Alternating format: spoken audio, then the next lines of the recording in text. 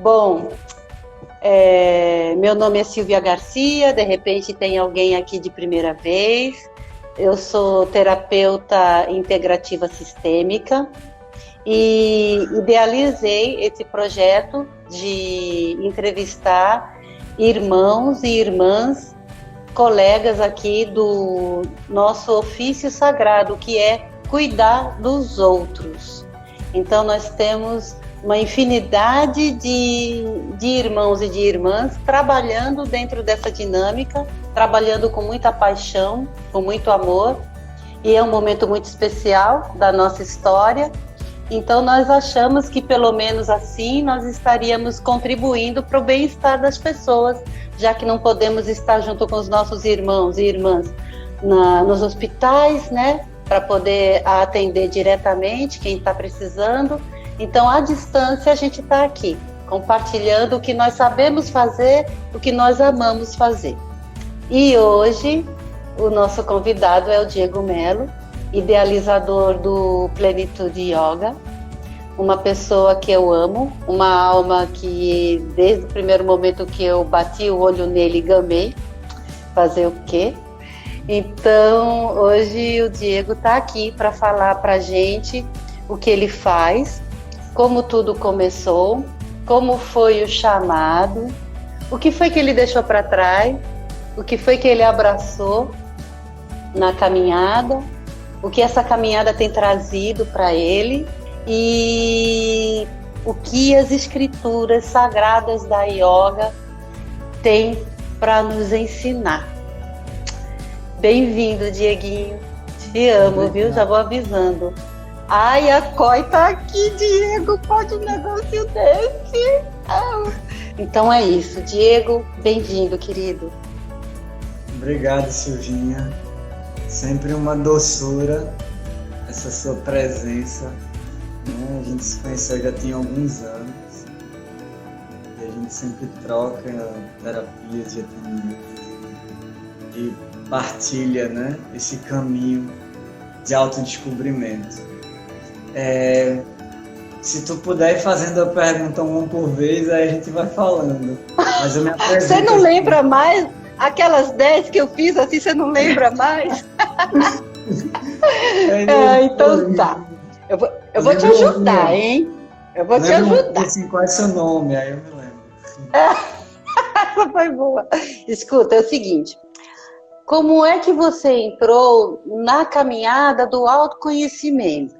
Antes de falar da yoga, assim, como é que você se despertou assim para saber algo mais, algo que estava fora do teu padrão familiar, fora do social aonde você vivia, sabe aquele clique? Sei. Isso é uma pergunta muito interessante e eu peço que vocês tenham um pouco de paciência porque é um pouco íntimo isso, né? É íntimo a gente compartilhar nosso caminho. E a gente precisa respirar um pouquinho, porque normalmente quando alguém está contando a sua história, a gente sempre está pensando assim, mas a minha também foi assim, não, a minha foi melhor, a minha foi pior. E a gente está sempre comparando.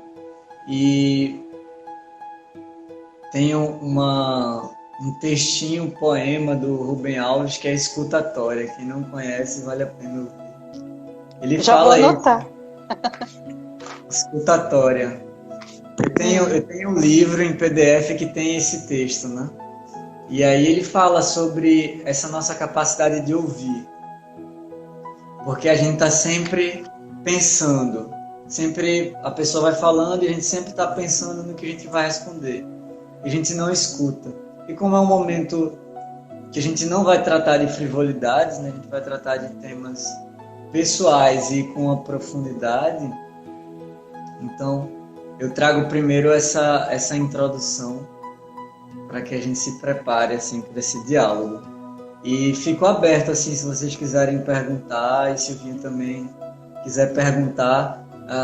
Eu só sugiro que Silvinha, se for perguntar, levanta a mão assim, porque como a internet tem esse lag, aí pode ser que você fale e, enfim, fique complicado um pouco essa comunicação. Mas, enfim. Como eu comecei no caminho? Eu acho que como 99,9% das pessoas, na dor, né? Eu não sofri nada extremo, não foi nenhum trauma extremo, né, que eu vivi, mas eu entrei num processo de dor. Como eu posso explicar? A primeira coisa foi que eu tinha um relacionamento em que eu me colocava de uma maneira doentia nesse relacionamento, onde o meu aspecto controlador ele estava exaltado, ele estava muita energia, então o ciúme e o excesso do controle era muito grande. E eu abro isso tranquilamente porque, primeiro, ninguém vê assim que o professor de yoga não tem defeito, não tem problema, tem. E esse aspecto controlador, ele não deixou de existir, ele ainda existe. E eu vou lidando com ele dia a dia e aprendendo a lidar com ele dia a dia. Mas houve um relacionamento em que eu tive que isso foi muito complicado para mim e para ela, naturalmente. E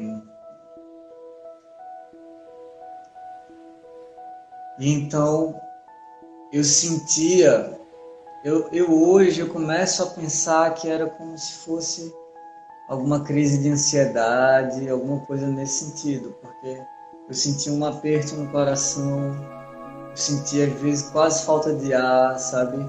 Uma tristeza sem motivo. E era muito difícil para mim, né, isso. E claro que eu não entendia muito bem o que era aquilo. E aí, não é a gente que entra no caminho exatamente, mas o caminho vai encontrando a gente, né? Em um determinado momento eu comecei a trabalhar no centro espírita, e aí uma pessoa disse: Diego, olha, eu estava arrumando uns livros em casa antigos e achei esse daqui. E pensei em te dar. Nessa época eu já tinha alguma coisa, né, com yoga, já tinha visto alguma coisa na internet, uma coisa assim. E aí veio esse livro nas minhas mãos, um livro do professor Hermógenes, que foi uma pessoa, ele já fez a sua passagem, mas ele foi uma das pessoas que iniciou mais yoga no Brasil inteiro, assim. Se pegar 2 ou 3 gerações foram iniciadas no yoga pelo professor Hermógenes. E aí comecei a ler aquilo, e aí eu estava nesse tempo fazendo administração na UFPE, e aí conheci uma outra pessoa chamada João Vale, né, a quem eu agradeço muito, né, Silvinha também conhece, que me apresentou o budismo tibetano, e de alguma forma eu cheguei no espaço Dharma de Yoga Integral. Na época a Regina era coordenadora, né, chamava-se Espaço Dharma de Yoga Integral. Depois se transformou em Dharma Yoga, né? E é uma outra pessoa também que eu tenho uma profunda gratidão por ter me acolhido nesse período. E então, a João Vale me apresentou o budismo tibetano pelo SEB, e aí eu comecei a fazer a prática de meditação, que era gratuita, tinha uma contribuição espontânea, mas basicamente gratuita. E ali eu comecei a perceber que algo se organizava dentro de mim. O que acontecia? Nessa época eu fazia dança de salão, e a dança de salão foi muito curativa para mim. Só que nessa questão não foi o suficiente o poder de cura da dança, para mim, para a minha experiência. E quando eu comecei a praticar meditação e também o yoga, inclusive eu comecei a praticar yoga com o marido de Regina, né, Neil Dawkins, estava num projeto, eu estava meio sem grana e ele estava oferecendo aulas em troca de quilo de alimento não perecível para doação. E aí foi massa, assim, né? Porque eu comecei a meditar, comecei a praticar yoga, e aí eu percebi que quando eu saía dali, eu estava em outro nível, onde aquilo que me incomodava não entrava, não acessava, sabe? Aquilo que me apertava o coração não tinha força para me manter naquilo, né? Para me agredir. E aí eu comecei a dormir melhor, comecei a me sentir melhor e disse, não, daqui eu não posso arredar o pé mais, não posso sair mais desse caminho, porque realmente me fez muito bem. E uma coisa muito curiosa é que eu acho que antes ainda de eu começar a prática da meditação, eu não tenho certeza se foi no mesmo período, passava na Globo, pela manhã, um desenho animado chamado Avatar, a Lenda de Aang. Quem não assistiu, pode assistir. Quem tem criança, bota para suas crianças assistir.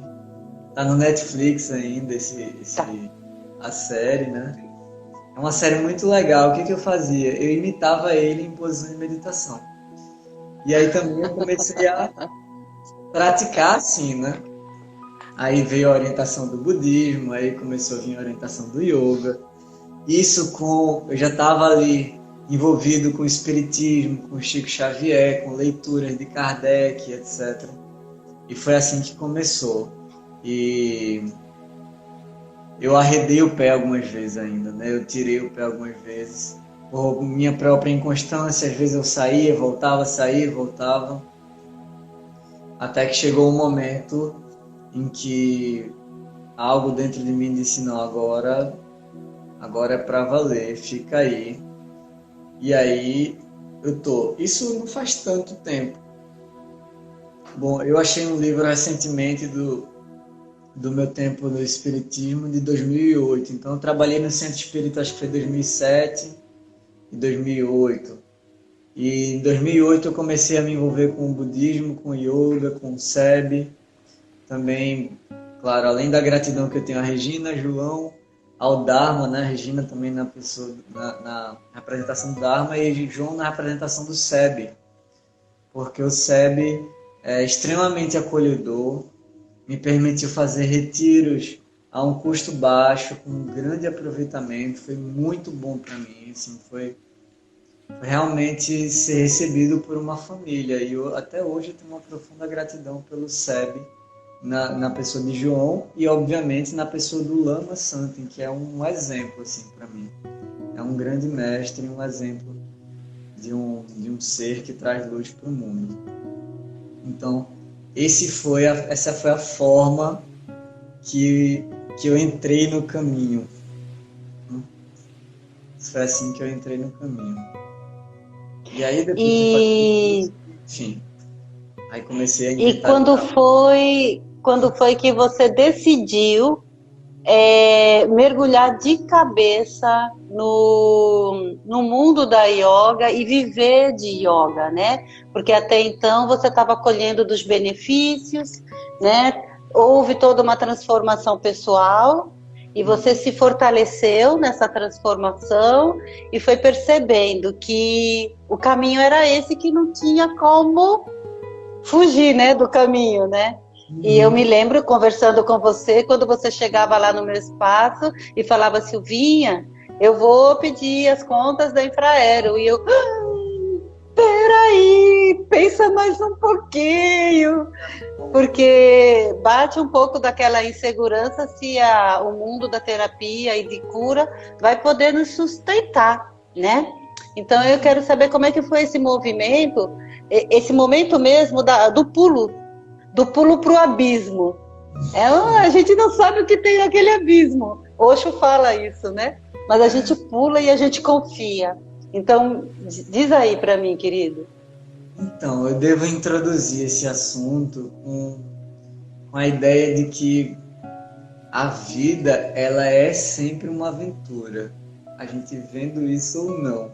A gente acha que tem segurança aqui ou ali. Mas a segurança, ela não existe de fato. Em 2010 eu entrei na Infraero, início de 2010, janeiro de 2010. Passei no concurso, fui chamado, aí entrei. E em 2015 foi 2015, final de 2015. Eu estava me preparando para passar meu primeiro período de 30 dias na Índia. E aí, assim, eu devo dizer que nesse período, várias vezes eu ia trabalhar e eu pensava que tinha alguma coisa de errado, né? Eu não costumo ser uma pessoa muito convencional, em alguns sentidos, naturalmente. E aquele trabalho muito convencional, muito organizadinho, não tava me agradando. Algumas pessoas podem dizer que era um incômodo meu, uma falta de adaptação, enfim, uma fragilidade minha, pode ter sido. Mas não estava me agradando. Eu tinha um rendimento adequado, eu estava me divertindo com o que eu recebia, né? Eu tinha o dinheiro que eu precisava para o que eu queria, mas não estava bem. E aí, várias vezes eu ia trabalhar e disse, não, esse não é o caminho, esse não é o caminho. E eu sou um grande fã de Raul Seixas e Raul Seixas nos instiga aos pulos na aventura da vida, né? Embora eu não tenha feito nenhum grande pulo, mas algumas pessoas acham que eu fiz, mas não foi tão grande assim. E aí, nesse final de 2015, estava me preparando, como eu disse, para ir para o meu primeiro período da Índia, de 30 dias. E eu me deparei com uma questão. Eu não tinha como passar esses 30 dias na Índia, porque o meu período de férias, ele encerrava no meio da viagem. E eu não poderia estar de férias naquele período. Não tinha como. Era uma questão lá burocrática, eu tinha direito a 30 dias, mas não exatamente naquele período, que era o período onde ia virar o ano e talvez extrapolar o limite de férias, não iam me deixar fazer aquilo. Eu já tinha ensaiado algumas vezes desistir do mundo convencional. Quando eu fiz dança de salão, eu também quis desistir, eu fazia administração na UFPE e queria desistir e fazer um curso de dança. Mas eu não tive essa ousadia, essa coragem, né? E concluí o curso de administração. Não segui a carreira de dança, de salão. Mas quando chegou nesse momento, eu acho que eu já estava cheio daquilo e eu disse, não, agora alguma coisa tem que ser feita. Mas tem algumas condições que são importantes serem ditas. Não foi uma loucura e eu não saltei exatamente no abismo. Por que é importante ser dito? Porque quando eu não tinha feito essa travessia, né, eu sempre imaginava que isso tinha que ser algo muito radical. E que eu tinha que ter uma fé total e me entregar. E sabe, se não desse certo, eu ia morar na rua, fazer qualquer coisa nesse sentido, sabe? Antes eu pensava que a coisa era um pouco mais radical, né? E aí eu fui ouvindo alguns professores e dizia, olha, quando você estiver pronto, essa transição vai acontecer, né? E você deve fazer ela com maturidade, não com loucura, né? E aí, nessa época, eu já estava casado, a gente já vivia junto, eu e Carol, né? E ela tem um emprego, ela é servidora pública, então, via de regra, servidor público tem alguma estabilidade. Pelo menos até hoje, né? Ainda gozam de alguma estabilidade. Então, eu já estava dando aula de yoga também, eu não estava no zero. Eu já tinha uma ou duas turmas, eu acho que já tinha 2 turmas de yoga. E já estava rendendo financeiramente algo ali. Não o que eu recebia de salário, mas próximo. E aí eu disse, não, agora com toda essa conjunção de fatores é a hora da transição. E aí eu pedi demissão. Várias pessoas disseram, mas olha, você não pede licença, por quê? Né? E eu tinha aprendido que ou eu era inteiro naquele momento ou nada, né? Então eu pedi demissão e segui em frente. E não posso dizer que é fácil, porque é sempre uma inconstante, né? a remuneração da gente é sempre inconstante. Depende muito dos nossos contatos, dos nossos relacionamentos, depende um pouco do marketing, depende do público em que a gente está inserido, né? Depende de muitas coisas, então é bem inconstante e às vezes dá um medo, assim, um friozinho na barriga do tipo, será que esse mês dá? Sabe? Esse mês vai ser difícil, né? Mas é um trabalho de confiança constante. Nada comparado ao que eu sonhava na antiguidade, né? Quando eu era um pouco mais imaturo do que sou hoje. E eu fantasiava muito. Eu dei um passo muito mais, como eu posso dizer, mais comedido nesse processo. Mas foi assim, eu já dava aula e assim que eu pedi demissão, na semana seguinte, 2 pessoas queriam me contratar para aulas particulares. Então, na semana seguinte, eu estava recebendo a mesma coisa que eu recebia na Infraero, de salário. Arro! Claro que isso não durou para sempre, né? Mas tudo bem. A aula com essas pessoas terminou e aí a aula particular, o rendimento é maior, né? E aí deu uma reduzida, mas eu estou muito satisfeito com o que eu faço hoje.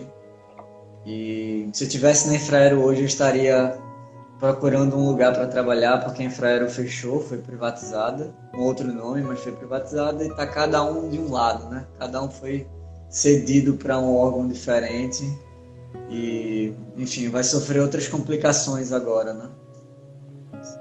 É uma situação um pouco complicada para quem ficou, com certeza. É bem o que você comentou, né? Não existe segurança, né? A gente está vivendo um momento hoje em que várias empresas ou comércios precisaram dispensar os seus funcionários, então a segurança realmente é uma coisa muito incerta, na verdade, é muito insegura. Eu queria saber, Dieguinho, por que você tem, dentre tantas linhas de yoga, né? Por que você escolheu? Foi a yoga integral que te escolheu? Será que é isso? Como é que aconteceu isso? Eu acho que eu fui escolhido, né? Não por mérito, mas pelas minhas características. Existem muitos caminhos nessa jornada de autoconhecimento e eu considero que a maioria deles é válido. Eu considero que alguns não são válidos, naturalmente nem todos, né? Tem uns que eu acho que é meio parafuso assim solto, mas considero que a maioria é válido. A gente vê de tudo, né, nesse caminho. Enfim, e aí eu considero que a maioria é válido, mas eu encontrei no yoga integral um espaço essencial, diferente de quem encontra uma religião, por exemplo. Porque o yoga integral, a gente pode dizer não, isso disse Sri Aurobindo, o fundador, né, do yoga integral, que o propósito da vida dele foi extrair toda a essência do yoga, desse caminho, desse método de autoconhecimento e autoaperfeiçoamento. É importante ter esses dois movimentos de autoconhecimento e autoaperfeiçoamento, né? Extrair esse método de uma cultura. Então ele diz assim, o yoga, ele é um patrimônio da humanidade, ele serve a todos, ele não deve estar condicionado por nenhum tipo de limitação cultural, temporal, social, religiosa, etc, etc. Então, eu encontrei, por exemplo, o SEB, no budismo tibetano, um espaço extremamente acolhedor, porque isso é uma característica da tradição indiana, é o acolhimento e o não sectarismo, né?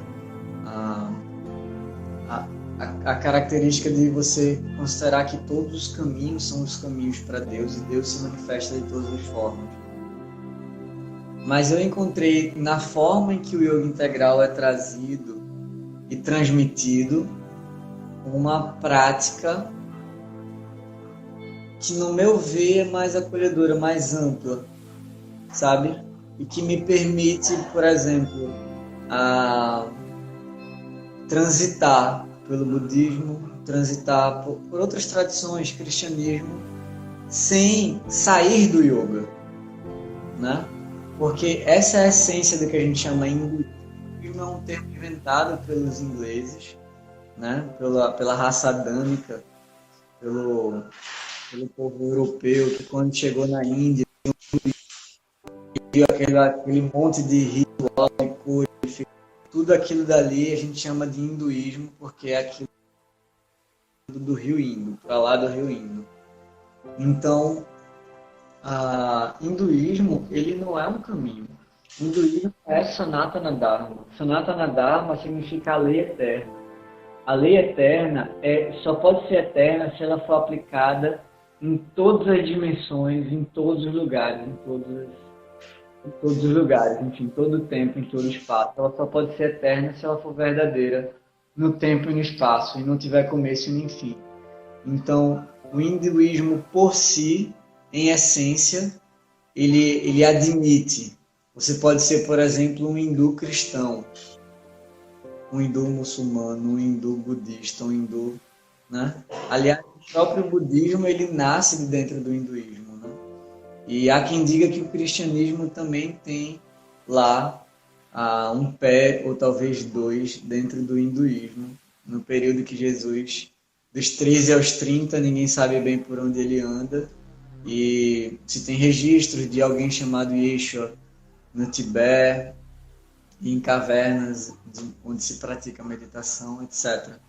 Então, eu encontrei no yoga integral essa essência, e encontrei o olhar da mãe também, porque a gente vive ainda uma cultura muito patriarcal, e não temos que ser contra o patriarcado, a gente só precisa equilibrar o patriarcado e o matriarcado, deve ter lugar para os dois, né? A tradição cristã, ela traz o nome de Deus como Pai, né, essencialmente, mas tudo me indicou que a força da mãe é a força da nossa época. A energia da mãe é a energia da nossa época, mesmo dentro do cristianismo, né? Quando eu olho para o cristianismo, eu vejo Madalena também, né? Vejo Marta também, vejo Maria, mãe de Jesus também, Maria de Nazaré, enfim. As mulheres, e mesmo no cristianismo, nas palavras do padre, né, Jean-Yves Leloup, padre ortodoxo, ele diz que os ensinamentos mais profundos que Jesus deu foram as mulheres. Então, temos alguma coisa aí para aprender com o matriarcado e equilibrar isso. O yoga integral é o yoga que serve a Mãe Divina. Então, isso também soou sintonicamente, reverberou comigo. E é isso. Dieguinho, você sempre gostou de ler, né? Porque a pessoa que se dedica a ler as escrituras sagradas da yoga, ela precisa realmente ter um desempenho, uma disposição, porque ao mesmo tempo que quando a gente lê, a gente transcende. A leitura das escrituras nos traz essa capacidade de refletir e de transcender. Mas você é um estudioso das escrituras sagradas, então eu queria saber um pouco sobre isso, porque você não ficou atento só aos asanas, aos pranayamas, né? Você fez um outro tipo de mergulho. Eu queria que você falasse sobre isso, como é que é esse chamado? É uma pergunta muito boa, porque ainda hoje se confunde yoga com posturas. Na Índia, isso que a gente chama aqui de aula de yoga é chamada prática física do yoga, é chamada yogasana, não é chamada prática de yoga exatamente. no máximo, práticas de Hatha Yoga. E aí tudo bem, prática de Hatha Yoga. Porque o yoga, ele é um caminho de, como eu falei, um método de autoconhecimento e autoaperfeiçoamento. Um método de progresso da espécie humana para a próxima fase da evolução. Isso foi o que vislumbrou Sri Aurobindo. Então, o yoga chega aqui para a gente e ganha fama através de alguns professores de asana, que tinham profundidade também, né? O Krishnamacharya, seus discípulos, né? Mais conhecidos, Iyengar, Patabi Joyce, né? Que ficou conhecido pelos popstars dos Estados Unidos, né? Praticarem aulas com ele. E outros professores vieram também nesse sentido, fizeram também uma fama, enfim. Isso popularizou yoga na forma do Hatha Yoga e ainda mais especificamente na forma de uma das ferramentas do Hatha Yoga, que é o asana, que é a postura. Então, isso não é um problema em si, sabe? Eu comecei a praticar yoga pela postura também, e a prática no corpo nos ajuda muito. Eu tenho dito, tenho falado também para quem pratica comigo, né? Coloca isso no teu corpo, sente no teu corpo. O corpo é o veículo, né? A própria mãe, essa que está aqui atrás, Miha Alfassa, e Sri Aurobindo no Yoga Integral, eles colocam o corpo como algo muito importante, né? A gente precisa dar muita atenção ao corpo. A orientação dela é que todo dia a gente fizesse pelo menos 2 horinhas de atividade física. Todos os dias. Então você vê o cuidado que eles tinham com o corpo, não era pouco, né? E a importância do corpo no desenvolvimento do ser, no desenvolvimento da alma também. Então Hatha Yoga vem com isso. Só que a prática de Hatha Yoga me trouxe essa experiência. Como eu falei no começo, conseguia me estabilizar e criar um nível de vibração onde eu estava mais protegido. Então, eu senti a necessidade de buscar, entender, estudar e me aprofundar, né? Eu sempre tive um interesse, sempre não, mas eu tenho um interesse, eu sou curioso por natureza.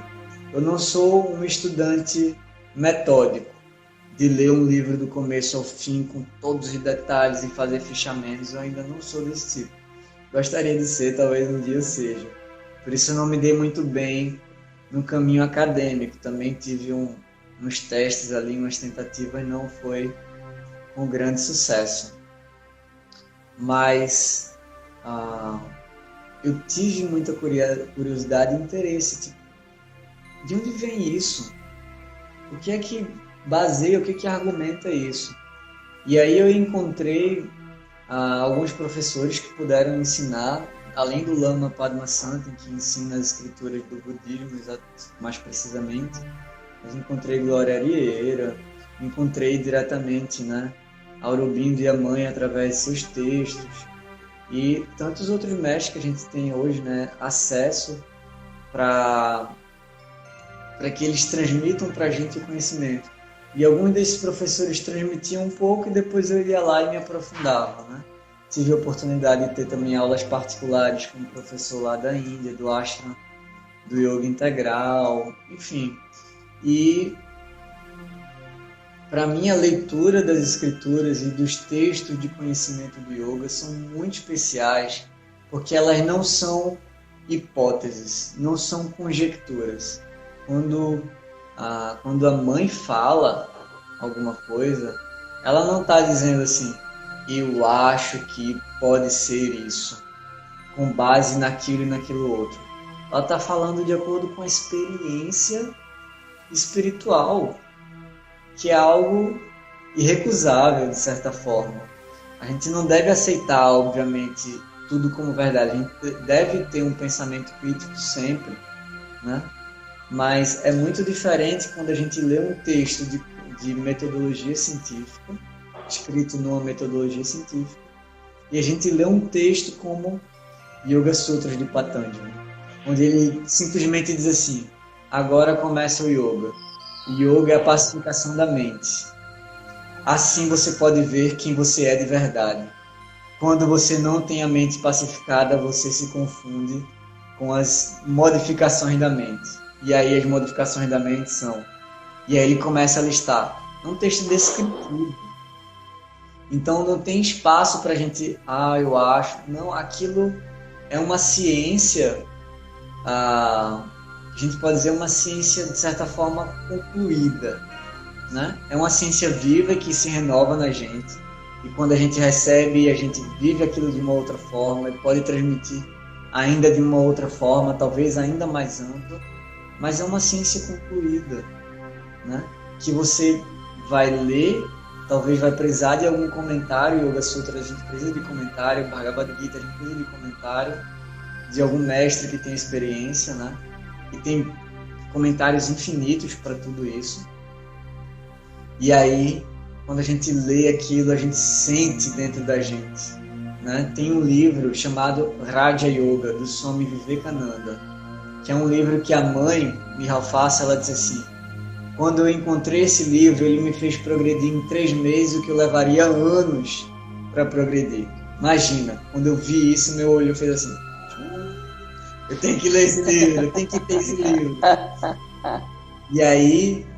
a leitura dele é impressionante, porque é de uma profundidade, e na medida que você lê e você sente aquilo dentro de você, não tem como correr.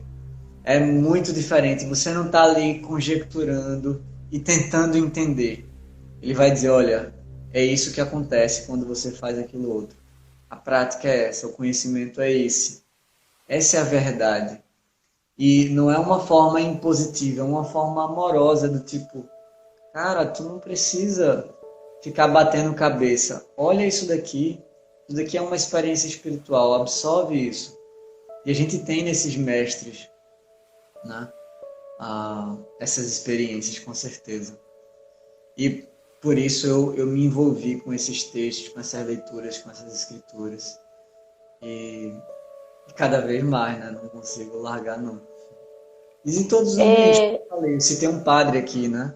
O padre Jean-Yves Leloup, ele é bem famoso, ele é francês, então o que ele traz para mim é muito profundo, sabe? É inegável. Então eu não faço nenhuma diferença do que ele ensina, usando palavras de Jesus e de seus discípulos, né, e da Bíblia, etc., para o que ensina Swami Vivekananda. Até eu tive na casa de Dom Helder ano passado e tive essa surpresa, né? Cheguei a postar aqui no Instagram, que na mesinha dele, entre os principais livros, estava lá uma compilação de vários trabalhos do Swami Vivekananda. O nosso querido Dom Helder, aqui, né? De Pernambuco. Que lindo. Então, tá todo mundo junto, não tem para que estar separando. Esses grandes seres, eles têm essa alma de unidade, né? De não separação. Não sei se eu respondi, se eu viajei muito. Total. Eu entendi, Diego, e aí você vê se faz sentido isso, que eu percebo que a yoga, ela é uma ciência espiritual, porque você consegue entrar em contato, né, de maneira... Eles sistematizaram, os mestres sistematizaram as práticas, toda uma rotina, não é? Para a gente atingir esse nível espiritualizado. Então, quando eu faço os meus asanas, eu entro em contato com essa espiritualidade que está dentro de mim, né? Então, são caminhos que eles traçaram para a gente. Olha, se você fizer esse exercício assim, se você fizer a respiração assim, você vai atingir, você ascende. É importante a gente lembrar que Hatha Yoga surgiu em outro momento com outra proposta e gerou uma espécie de fanatismo na Índia, mesmo alguns séculos atrás. No século XIX, por exemplo, alguns mestres chegavam a brincar com Hatha Yoga, de certa forma caçoar, porque aqueles que tinham sua dedicação de forma fanática ao Hatha Yoga acreditavam que apenas fazendo posturas iriam encontrar a plenitude do ser. E sendo que sem o caminho, tem o caminho, né, do corpo, mas sem o caminho inverso da entrega, da meditação, da devoção, não pode acontecer. Pelo menos assim eu entendo. Então tem que ter os dois. Eu sim vou cuidar muito bem do meu corpo, mas eu também vou fazer meu estudo, minha devoção, para que o divino venha e aí eu possa conhecê-lo, porque ele vem até mim, não é porque eu vou até ele, é impossível eu ir até ele, né? Lembrando que isso tudo a gente está falando de forma ilustrativa, porque o divino está em todo lugar. E se a gente pegar ainda o Hatha Yoga, o que é o Hatha Yoga? Hatha Yoga é uma prática que exige uma dedicação intensa, de um padrão que a gente não tem condição de dar. Nós, ocidentais, não temos condições de dar. Talvez alguns indianos que realmente seguiam aquilo. O Hatha Yoga é um esforço doloroso quase, sabe? Porque é a união do Sol com a Lua. É um esforço quase impossível, é um esforço árduo, intenso. E só para ter um exemplo, a Hatha Yoga Pradipika diz assim, esse exemplo eu peguei porque para mim ele é muito ilustrativo. A gente faz uma posição invertida e a gente fica lá no Viparita Karani, uma posição intermediária entre as invertidas, que não exige tanto esforço, e aí você fica nessa posição, e aí diz o texto, você começa nessa posição ficando alguns minutos nela, e dia a dia você vai aumentando até que você passe 3 horas nela. Aí você diz, 3 horas numa posição, tô ficando já. Conheço muita gente que vai ficar 3 horas na posição só, de cabeça para baixo.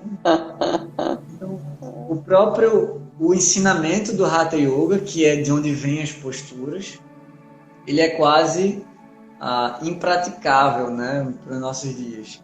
É útil do jeito que a gente pratica, 1 horinha por dia, 3 vezes por semana, é útil. Foi muito útil para mim, então eu acho útil. Mas não é tudo, não pode ser o caminho completo. Precisa ter a devoção, precisa ter o conhecimento, precisa ter a transformação na vida para que o yoga possa verdadeiramente acontecer. E você me fala isso, eu estou me lembrando agora de um texto que você escreveu hoje à tarde, e você me trouxe uma coisa que eu nunca tinha pensado em associar, yoga e política. Porque também quando você fala nessa transformação, nesse autoaperfeiçoamento, nesse autoconhecimento, então você também me traz aqui a yoga na vida diária, a yoga na nossa prática diária. Em tudo tem yoga, tudo faz yoga, né? E aí a gente está vivendo nesse momento onde você me trouxe yoga e política. Eu nunca tinha pensado nessa possibilidade, sabe? Nessa associação. Eu queria que você me falasse um pouco sobre isso, e depois eu quero também que você entre nas atividades do Plenitude Yoga, que eu quero saber tudo que você promove, tudo que vocês desenvolvem, tá bom? Para falar sobre a inserção política, eu precisaria de um pouco mais de tempo. Mas o yoga... Então a gente abre outra. O yoga não exclui absolutamente nada na vida. E claro que a gente às vezes precisa se isolar de algumas atividades, de algumas dimensões da vida, para que a gente se fortaleça, né? E esse período que a gente está vivendo de quarentena, eu sei que é um período de sofrimento para muita gente, de escassez, né? Para muita gente sem dúvida. Para aqueles que não estão vivendo essa escassez, eu convoco, né? Se fortaleçam no seu ser interior. É a oportunidade que a gente tem. E a vida toda yoga foi o mote de Sri Aurobindo, mas é a essência do hinduísmo. A vida toda yoga, né? Tem uma expressão que eu gosto muito, que eu ouvi do Swami Dayananda. Não o conheci em vida, tá? Foi um áudio. Gostaria muito de tê-lo conhecido. Ele diz assim: as pessoas vêm até mim e dizem que a Índia tem muitos deuses. Por isso nós somos politeístas. Mas não é que nós temos muitos deuses, é que tudo é Deus. E ele se manifesta de todas as formas. Então, a política é uma forma de Deus se manifestar. A política é a vida na cidade, na polis, são todas as relações sociais, são relações políticas, né? Então, esse sentido mais profundo da política, a gente nunca vai poder, né, se desarmar dele, jamais, nunca vai poder se alienar dele. Por mais que a gente diga que não vive a política, ele é um sentido imanente, significa que a gente não consegue sair dele. Se a gente se exclui do mundo e vai viver numa caverna, isso é um ato político, né? E a gente pode conversar mais isso, se você quiser, ou a gente abre um outro dia só para conversar sobre a prática do yoga na vida, nesse sentido, no dia a dia, né? Sim, gostaria de abrir para um outro dia, porque isso já seria um outro tema e um tema de grandíssima utilidade, sabe? Aí a gente faz esse mergulho e aproveitando todo esse espaço, assim, sabe? Sendo mais profundo. Agora me fala sobre as atividades do Plenitude Yoga. Certo. Então, em 1 minuto, resumo das atividades. Não, a gente está com 52 minutos, falta 7, vai logo. O Plenitude Yoga, na minha pessoa, desde o dia 17 de março, tem conduzido práticas de meditação diariamente, às 6h30 da manhã, ao vivo, né? No canal do YouTube Plenitude Yoga, onde vocês vão encontrar a logomarca, que é essa mandalazinha verde com o centro rosa, né? Todos os dias é gratuito. Todos os domingos eu tenho também publicado uma prática de relaxamento profundo chamada Yoga Nidra. Aos sábados, isso eu não estou fazendo com tanta frequência, mas porque às vezes eu dou uma respirada no sábado, mas aí nos sábados eu tenho feito um encontro chamado A Luz do Yoga, né? E aí é quando eu trago essas conversas sobre a filosofia do yoga, sobre a experiência, sobre a prática. É uma partilha, e aí eu peço que as pessoas me mandem temas, e a gente vai tentar explorar os temas que as pessoas pediram, né? Eu conduzo um grupo de estudos que acontece nas quintas à noite. Esse grupo também é ao vivo. Disso tudo que não é ao vivo é o relaxamento, porque eu faço uma gravação em áudio, que você bota lá o fonezinho e vai ouvir, tá? Disso tudo. O resto é ao vivo. Nas quintas à noite eu tenho feito grupo de estudos. Como o grupo está muito pequeno, hoje, por exemplo, a gente adiou. Mas tem sido quinta-noite às 8h15 da noite. E eu tenho dado aulas online pelo YouTube, aulas de yoga. Então eu tenho montado um esquema e estou trabalhando com uma parceria, né, com Koi, que esteve aqui há pouco tempo, foi embora que ela tem um bebezinho de 2 anos para cuidar, mas tem uma parceria com ela onde a gente, com um valor bem razoável, você contrata aula com nós dois, né, nossas aulas, tem acesso às aulas de Koi e às minhas aulas. E falando das minhas aulas, eu estou gravando e publicando aulas 3 vezes por semana. Cada semana tem um tema e cada semana tem algumas leituras. Então você tem um material do estudo, você tem um tema na prática de Hatha Yoga, onde eu vou ler, a gente vai meditar e vai mover o corpo, fazer asana, pranayama e relaxamento. E o Yoga Nidra, o relaxamento profundo que acontece no domingo, também vinculado ao tema da semana. Essa semana, inclusive, a gente está praticando a coragem, né? Então, ótimo. As práticas que eu tenho conduzido, né, todas naturalmente online, presencial, para todos. Eu acho que é isso. Tá bom. Não, deve ter muito mais aqui, você não está lembrando. A gente, quando faz as coisas, quando a gente ama, e aí ele se insere na nossa rotina, dentro da gente, e a gente de repente percebe que está fazendo muita coisa e não está nem se tocando, né? Diego, eu queria te agradecer por você estar aqui hoje com a gente. compartilhando toda essa sabedoria que você consegue acolher e absorver das leituras sagradas. Me sinto profundamente grata e tocada, sabe? Porque a tua fala, para gente que começou junto, praticamente, né? Me incentiva, me fortalece, sabe? A tua calma, eu sinto ela aqui dentro, no meu coração. E te amo muito, você sabe disso. Amo Carol também. Então é isso, minha gente. Isso tudo é yoga. É como o Diego falou, tudo é yoga. E eu sou muito grata também da yoga ter me achado, né?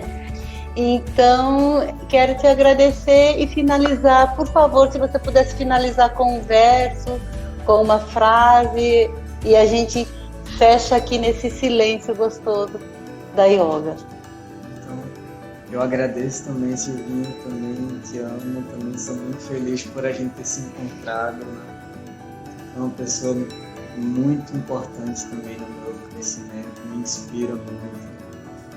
E sou muito grato e também quero dizer que nada disso vem de mim, né? Tudo isso vem de uma longa tradição de conhecimento passada por diversas culturas, diversas religiões. Então eu sou só um pontinho no fim, no meio dessa linha que, claro, que se prolonga, né? E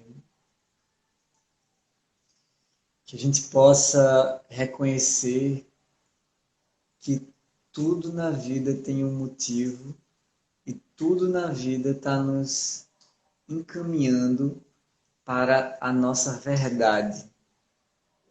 Se a gente não está reconhecendo isso, a gente deve olhar um pouquinho mais fundo para encontrar que tudo existe para que a verdade se manifeste.